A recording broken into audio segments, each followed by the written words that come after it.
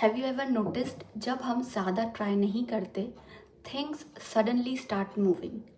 ना कोई मिरेकल ना कोई ड्रामा, बस एक छोटा सा शिफ्ट, एक रिस्पॉन्स, एक साइन। आज मैं आपके साथ शेयर करना चाहती हूँ एक रियल एक्सपीरियंस और उसके साथ एक simple manifestation technique, the 17 second focus method. But इस वीडियो में मैं ये भी बताऊंगी कि ये मेथड कब काम करता है और कब नहीं करता। सबसे पहले एक चीज़ क्लियर कर लेते हैं कि ये जो वीडियो है ये किसी पर्सन को कंट्रोल करने के बारे में बिल्कुल भी नहीं है। ये लोगों को मैनिफेस्ट करने का ट्यूटोरियल भी नहीं है। ये वीडियो है एनर्जी को समझने के बारे में, और ये समझने के बारे में कि जब अटैचमेंट कम होती है तो मूवमेंट फास्ट होती है। अगर आप मैनिफेस्टेशन को एक काम, रियलिस्टिक और ग्राउंडेड तरीके से समझना चाहते हो तो ये वीडियो आपके लिए है। तो मेरी लाइफ में एक पर्सन था जिससे मेरी बातचीत काफ़ी टाइम पहले पूरी तरीके से बंद हो चुकी थी। आई थिंक दिसंबर जनवरी के बाद ऑलमोस्ट कोई प्रॉपर कॉन्वर्सेशन हुआ ही नहीं। कभी कभी ऐसा होता था कि वो सामने से मुझे दिख जाते थे, या कभी वो बात स्टार्ट करने का ट्राई करते थे, या फिर कभी इनडायरेक्टली कुछ बोलना चाहते थे, ऐसा मुझे लगता था।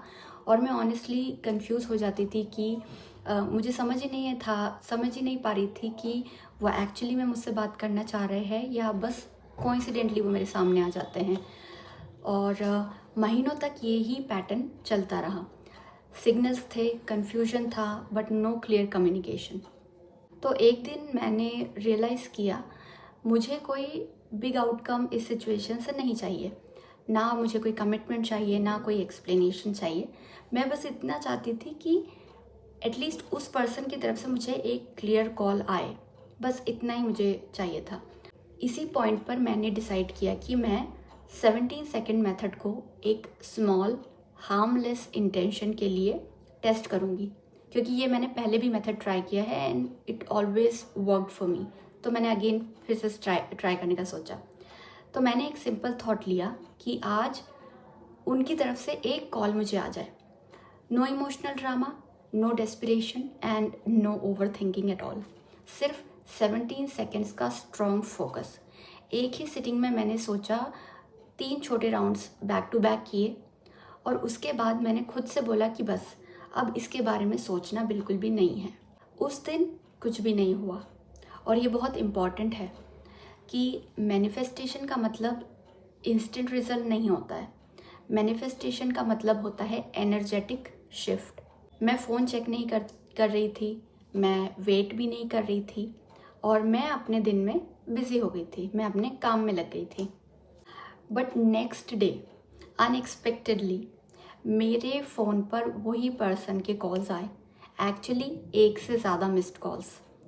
और उस मोमेंट पर मुझे क्लियरली समझ आ गया कि ये मैनिफेस्टेशन का प्रूफ था, चाहे बात हो या ना हो, क्योंकि इंटेंशन कंप्लीट हो चुकी थी। मेरी इंटेंशन थी कि कॉल आए, 1 से ज़्यादा कॉल्स आए।